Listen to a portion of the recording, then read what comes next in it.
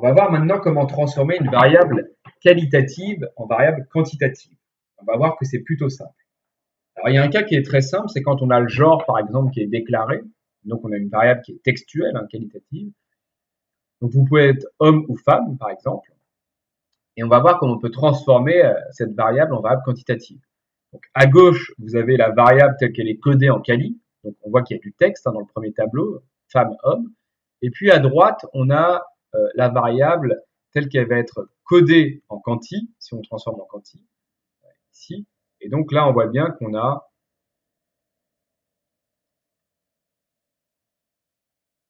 une variable quanti, c'est-à-dire qu'on va recoder la femme 1, typiquement, ok, et l'homme va être recodé 0, par exemple.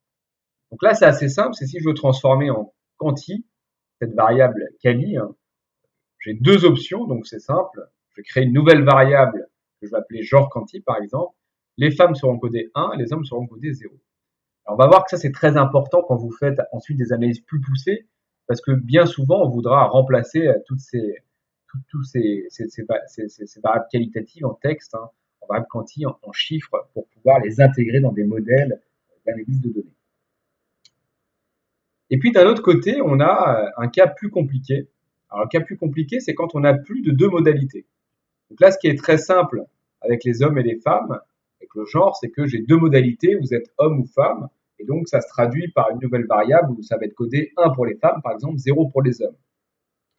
C'est pareil si vous êtes sur une variable d'achat, a-t-il acheté oui ou non? Oui va être codé 1 typiquement, et non va être codé 0. On a un cas qui est plus compliqué quand on a plusieurs modalités. Et là, on va prendre l'exemple de l'éducation, donc dans le deuxième tableau. Quand on parle d'éducation, on va avoir par exemple trois modalités. On va parler d'éducation primaire, ce qui veut dire que vous avez arrêté les études avant de passer le baccalauréat. D'une éducation secondaire si vous avez eu le baccalauréat et d'une éducation supérieure si vous avez un diplôme d'université. Donc j'ai trois modalités. Ces trois modalités amènent à créer deux nouvelles variables si je veux les coder en quanti. Je vais créer une variable qui est primaire, okay, que je vais recoder 0,1 toujours, et je vais créer une variable qui est secondaire que je vais recoder 0,1 également. Alors pourquoi deux modalités? Vous allez comprendre. Voilà comment, si je devais traduire donc cette variable quali à trois modalités, primaire, secondaire et supérieure, en variable quanti, je vais dire d'abord que je peux avoir une éducation primaire, et je vais coder 1 si c'est oui. Donc si on a un individu qui est primaire, ça va être 1, et 0 si c'est non. Donc quand vous êtes secondaire, vous êtes codé 0 pour primaire. Quand vous êtes avec une éducation supérieure, vous êtes codé 0 dans cette variable éducation primaire. Ok, puis je vais créer une variable qui capte si vous avez une éducation secondaire ou non. Si vous avez une éducation primaire, vous allez être codé 0 ici. Si vous avez une éducation secondaire, vous êtes codé 1 pour oui ici. Si vous avez une éducation supérieure, vous êtes codé 0 ici. Alors j'aurais pu créer une nouvelle variable qui s'appellerait supérieure, une variable quanti, et qui capterait si vous avez une éducation supérieure ou non. Il n'est pas nécessaire parce que je vois que quand vous êtes en éducation supérieure, vous êtes 0 en primaire, 0 en secondaire, donc je peux en déduire naturellement que vous êtes 1 en supérieur, comme il n'y a que 3 modalités possibles.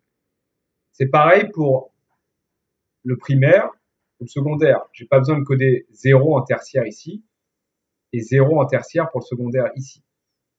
Inutile parce que dès que je sais que vous êtes en primaire, je sais que vous êtes naturellement 0 en secondaire, 0 en tertiaire. Quand vous êtes en secondaire, je sais que vous êtes 0 forcément en primaire, 0 en supérieur. Ok? Donc là, on le voit, supérieur n'a pas besoin d'être recodé parce que quand je suis 0 en primaire, 0 en secondaire, je suis forcément 1 en supérieur. Et pour primaire et secondaire non plus, on n'a pas besoin d'avoir une troisième colonne sur le supérieur parce que je sais que dès qu'ils sont primaires ou secondaires, ils ne sont pas supérieurs. Alors retenez ça, quand on a trois modalités, il faudra toujours créer deux nouvelles variables quantitatives pour capter ces trois modalités qualitatives. D'accord? Okay, il faudra toujours créer n-1 variables. Là, on a le genre avec deux modalités, on ne recrée qu'une variable, n-1, 2-1, on ne recrée qu'une seule variable. Okay, parce que là, c'est ça. Et quand on aura trois modalités, il faudra créer deux variables.